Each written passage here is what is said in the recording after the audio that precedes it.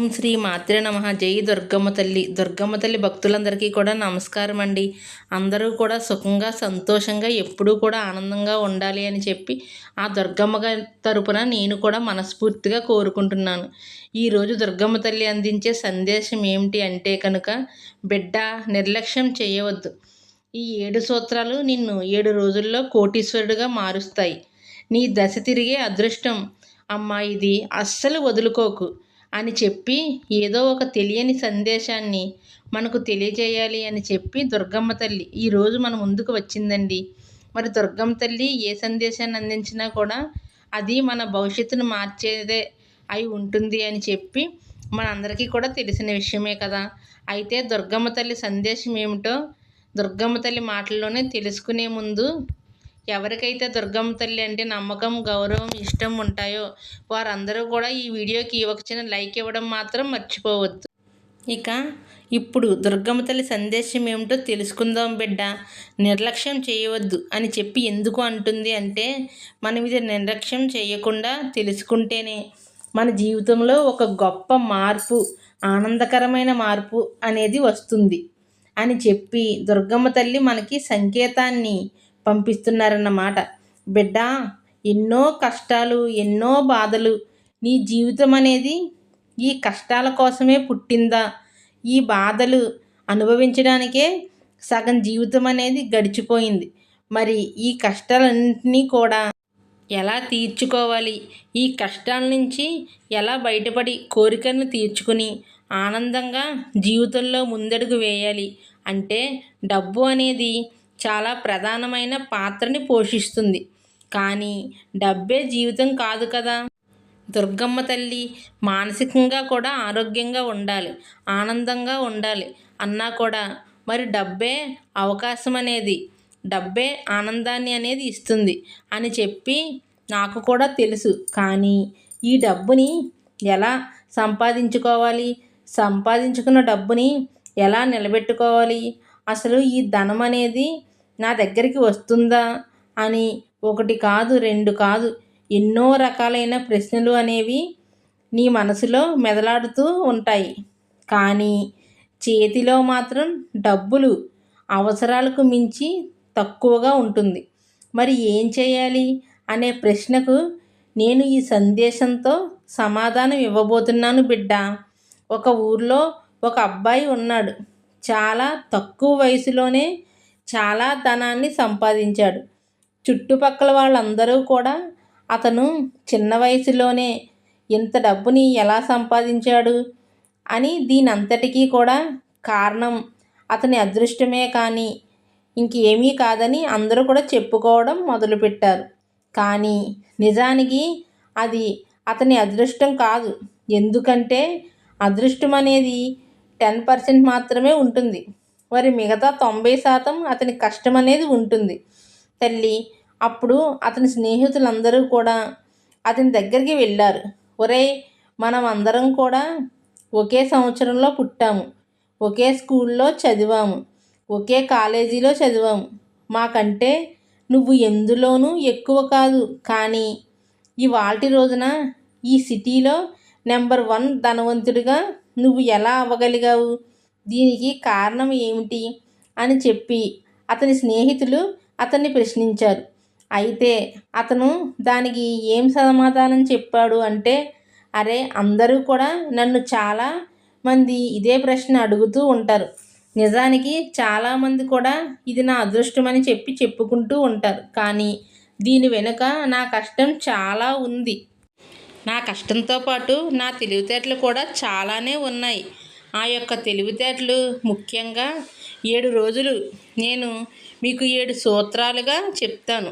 ఈ 7 రోజులు మీరు మా ఇంటికి వచ్చి ఈ 7 సూత్రాలను కనుక తెలుసుకోగలిగితే తప్పకుండా మీరు కూడా నేను ఉన్న పొజిషన్లో ఉంటారు అని చెప్పి అతడు అతని స్నేహితులకైతే చెప్పాడు. తప్పకుండా మీ దగ్గరికి వచ్చి మేము 7 రోజులు మీరు చెప్పే 7 సూత్రాలను వింటాము అని చెప్పి అతని స్నేహితులు అయితే వెళ్ళిపోయారు. అయితే బిడ్డ, నిజానికి అదృష్టం అనేది అందరినీ కూడా కలిసి రాదు. అంటే అందరికీ ఒకానొక సమయంలో అదృష్టం తలుపు తడుతూ ఉంటుంది. నిజానికి ఒక లాటరీలో ₹1,00,00,000 తగిలిన వ్యక్తికి మళ్ళీ సంవత్సరం తిరిగి వచ్చేసరికి మొదట తను ఎటువంటి స్థితిలో ఉన్నాడో ఈ సంవత్సరం తర్వాత కూడా అదే స్థితిలో ఉంటాడు. ఆ ₹1,00,00,000 తనని ఎందుకు కాపాడలేకపోయాయి అన్న విషయానికి వస్తే, ఆ ₹1,00,00,000ను ఎలా మెయింటైన్ చేయాలో అతనికి తెలియక, డబ్బు వచ్చింది కదా అని చెప్పి విలాసవంతంగా ఖర్చులను, సంతోషాల కోసం, ఆనందాల కోసం అధిక ధనాన్ని ఖర్చు చేయడం వల్ల ఒక్క సంవత్సరం మాత్రమే ఆ ధనంతో అతను సంతోషంగా ఉండగలుగుతాడు. అదేవిధంగా ఎవరినైనా కానీ అదృష్టం ఒక్కసారి మాత్రమే వరిస్తుంది.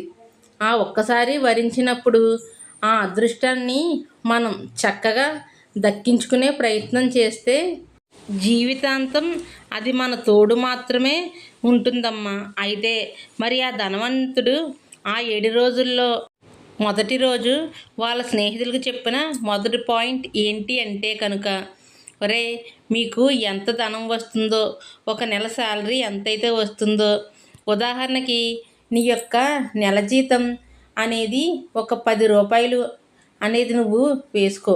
అంటే ₹10 అని ఉదాహరణకి ఇక్కడ చెప్పడం జరిగింది. ఒక 10 లక్షలు లేదా ఒక 10,000 లేదంటే ఒక 15,000 అలా ఎంతైతే అంత నీ నెల శాలరీలో ఒక పార్ట్ నీది అవ్వాలి. అంటే ఒక పార్ట్ నీది అవ్వడం ఏంటి, శాలరీ మొత్తం నాదే కదా అని చెప్పి నీకు ఇక్కడ అనుమానం రావచ్చు. కాకపోతే మొత్తం శాలరీలోని నీకు కరెంటు బిల్లు కట్టుకోవాలి, నువ్వు బట్టలు కొనుక్కోవాలి, నువ్వు ఇంట్లో ఇతర ఖర్చులను వాడుకోవాలి, నీ ఫుడ్కు వాడుకోవాలి, నీ రెంట్కు వాడుకోవాలి, నీకు ఇంకా ఎక్స్ట్రా ఖర్చులు ఏమైనా ఉంటే వాటన్నిటినీ కూడా వాడుకోవాలి. మరి అన్నింటికి వాడుకోగా ఒక పార్ట్ని మాత్రం నువ్వు దాచుకోవడానికి మాత్రమే ఉపయోగించాలి. చాలామంది చేసే తప్పు ఏంటి అంటే కనుక, నెల వచ్చేసరికి అప్పులు చేసి ఆ అప్పులకు వడ్డీలు కట్టుకోవడానికే ధనాన్ని అంతా కూడా ఉపయోగిస్తూ ఉంటారు. మరి చివరకు వారు ఎంత ధనం సంపాదించినా వడ్డీలు కట్టుకోవడానికే సరిపోతుంది.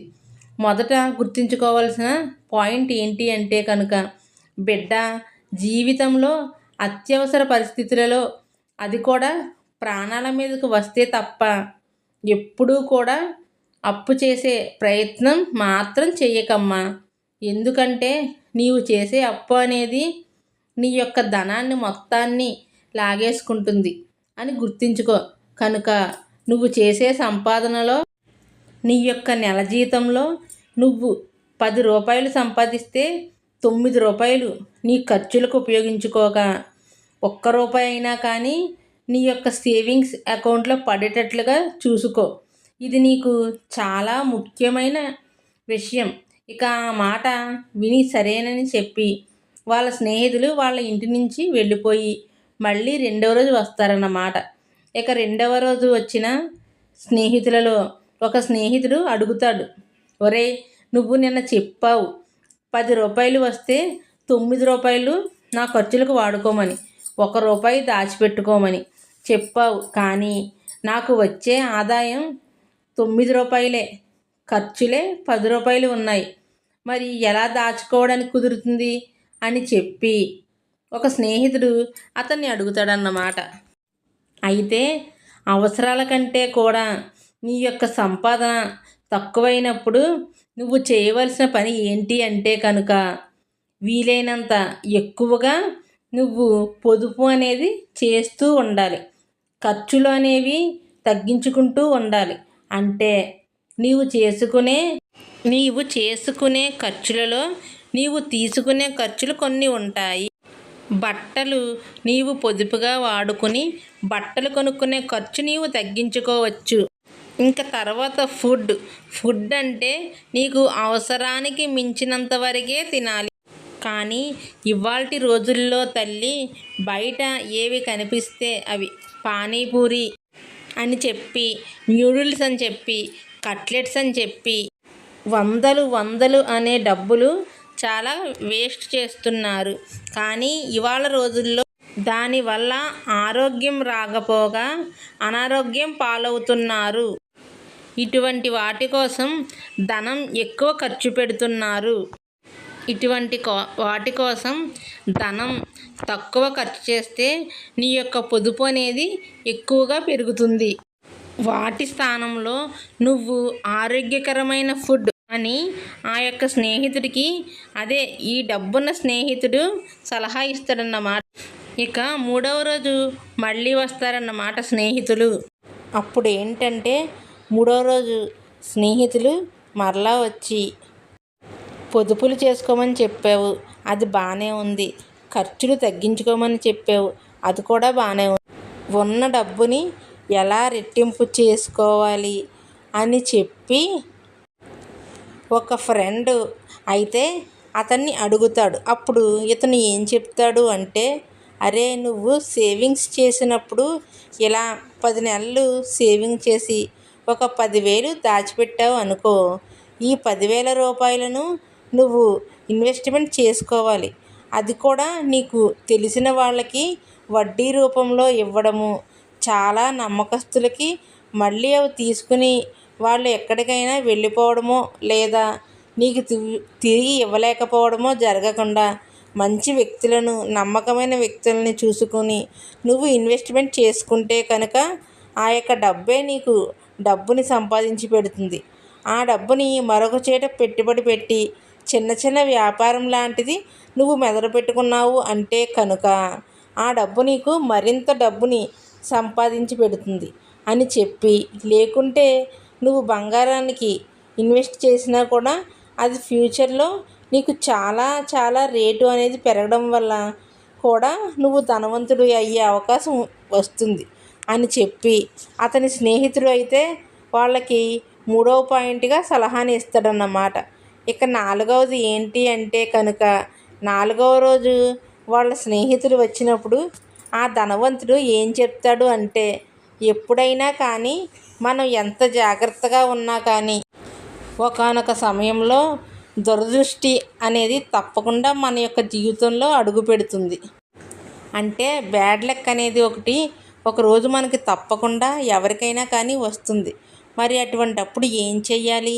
అది ఏ రూపాన వస్తుంది అంటే కనుక మన దగ్గర ఎవరైనా 1,00,000 రూపాయలు తీసుకుని వాళ్ళు మనకి ఇంకా మేము ఇవ్వలేము అని చెప్పి మనకి నోటీస్ పంపించడం, లేదా తీసుకున్న వాళ్ళు పరారైపోవడం, లేదా తీసుకున్న డబ్బులు ఎగ్గొట్టేసేయడం, ఇలా ఎన్ని రకాలుగా చెప్పినా కూడా మనం కష్టపడి సేవ్ చేసుకున్న డబ్బు అనేది వేరే వారికి ఇచ్చినప్పుడు వారు మనకి ఇవ్వకపోవడం వల్ల మనకి జీవితంలో చాలా నష్టం అనేది వస్తుందన్నమాట.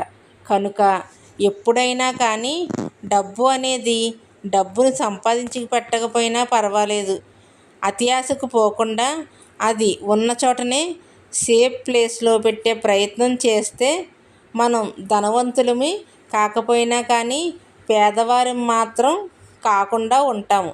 కనుక ఎప్పుడూ కూడా అతి ఆశకు పోయి ముక్కు మొహం తెలియని వ్యక్తులకు ఎక్కువ వడ్డీ వచ్చేద్ది అన్న దురాశతో డబ్బులని ఎవ్వరికీ కూడా ఇన్వెస్ట్ చేయకూడదు. ఎందుకంటే ప్రతి రూపాయి కూడా చాలా విలువైనది. కనుక ఆ రూపాయి దాచిపెట్టుకునే ప్రయత్నంలో మనకి ఎక్కువ డబ్బులు వస్తాయి అని దురాశ పడడం మానవ సహజం.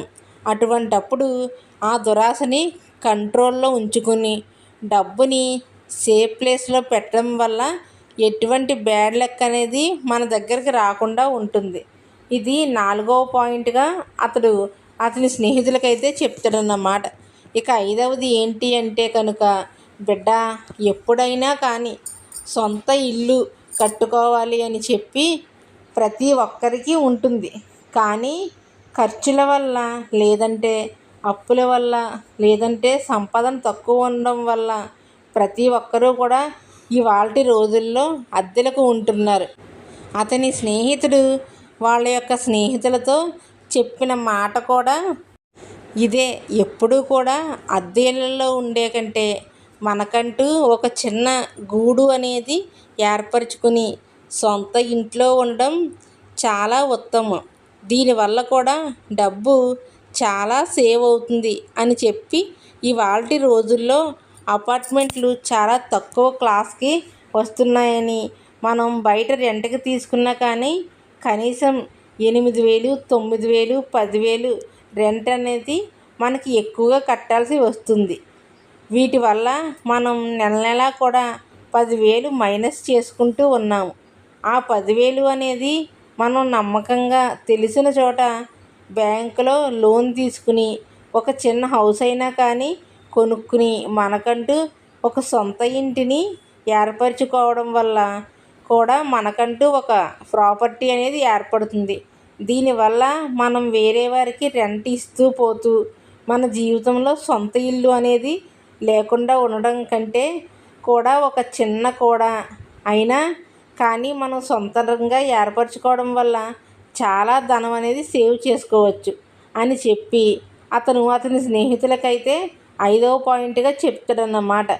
ఇక 6వ పాయింట్ ఏంటి అంటే కనుక, పాత రోజుల్లో భూమిని తవ్వి భూమి అడుగు భాగంలో బంగారాన్ని డబ్బుని దాచుకునేవారు. కానీ ఇప్పుడు అలా కాదు కదా.